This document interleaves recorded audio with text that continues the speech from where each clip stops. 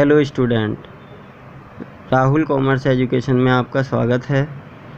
Class 11th के साथ new topic है banking transaction for class 11th। The transaction which is held between the businessman and the bank is called business transaction.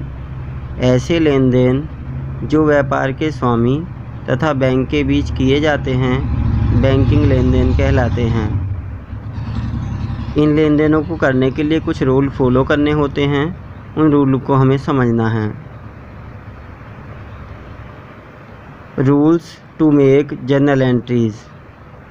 First rule है on receiving the cheque cash account is debit. Cheque प्राप्त होने पर रोकड़ खाता ऋणी किया जाता है। जब हमें किसी से चेक प्राप्त होता है तब हम कैश अकाउंट डेबिट करते हैं और जिससे चेक मिलता है उसके नाम को क्रेडिट किया जाता है।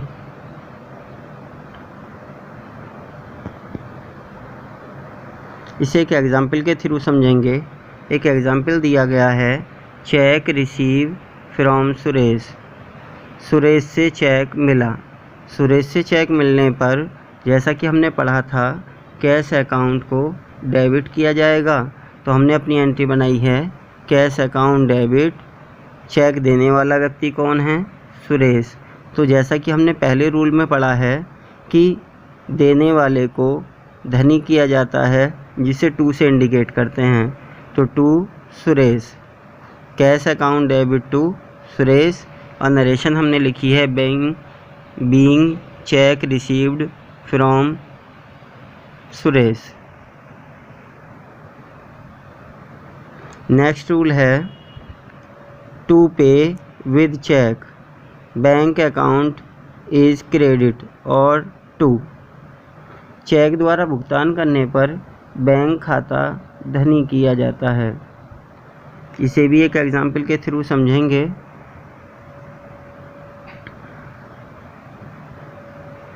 एग्जाम्पल है सैलरी पेड बाई चेक। वेतन चेक द्वारा दिया। वेतन चेक द्वारा देने पर जैसा कि हमने रूल में पढ़ा है कि बैंक अकाउंट को क्रेडिट किया जाएगा, हमने एंट्री पास की है टू बैंक। जिसके बिहाफ पर चेक दिया गया है, जिस कारण से चेक दिया गया है, उसे हम डेबिट करेंगे। तो आपने कहा कि सैलरी पेड बाई चेक, और हमने इसके पहले रूलों में पढ़ा है एक्सपेंसेस इज़ कॉल्ड डेबिट। जो भी खर्च किया जाता है उसे उसके नाम से डेबिट किया जाता है। आपने वेतन दिया तो आपने एंट्री बनाई salary account debit to bank. यदि चेक द्वारा पेमेंट करेंगे तो टू बैंक लिखा जाता है। यदि नकद भुगतान किया जाता है तब salary account debit to cash लिखते हैं। और नरेशन आपको पता ही है, being salary paid by cheque. Third rule है cheque receive and deposit into bank on the same date. Cheque मिला और उसी दिन बैंक में जमा कर दिया गया। जिस दिन चेक मिला है उसी दिन बैंक में जमा किया गया है, तब ऐसी कंडीशन में हम इसे एग्जाम्पल के थ्रू समझेंगे। एग्जाम्पल है cheque receive from Ram. Cheque received from Ram and deposit into bank on the same date. उसी दिन हमने उसे बैंक में जमा किया है। राम से चेक मिला, उसी दिन बैंक में जमा किया गया। आपने दो एंट्री पास की।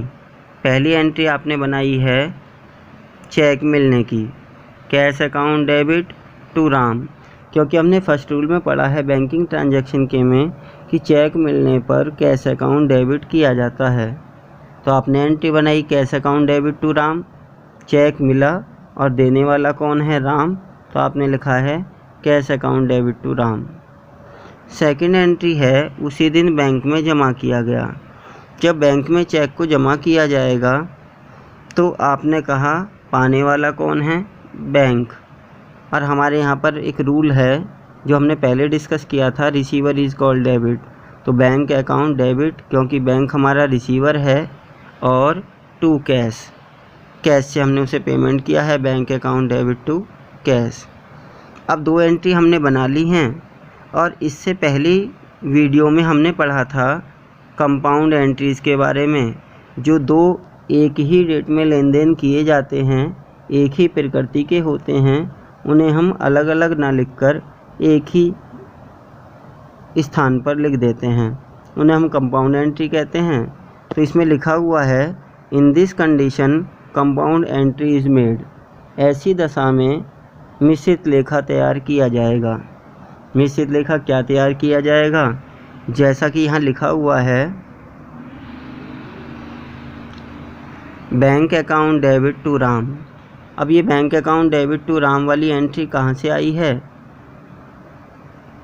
उसे हमें समझना है। इससे पिछले हम अपनी दोनों एंट्रियों को देखें।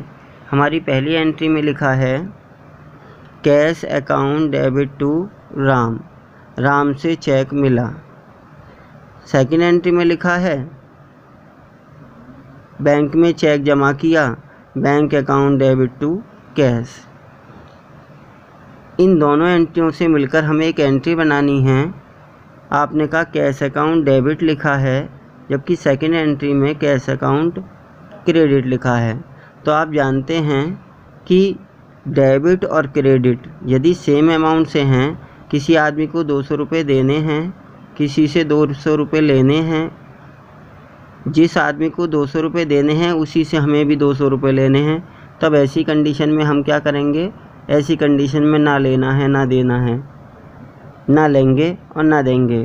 तो ऐसी कंडीशन में ये कैश वाली एंट्री जो सेम है वो दोनों तो क्रॉस हो जाती हैं। अब 2 एंट्री हमारे पास बची। बैंक अकाउंट डेबिट हमने भी लिखा है bank account debit, to Ram हमने भी लिखा है टू राम।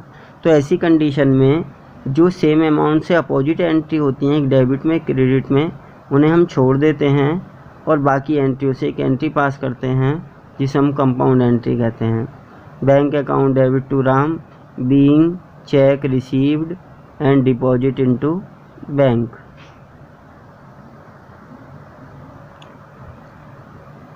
अगला है कैश डिपॉजिट इनटू बैंक।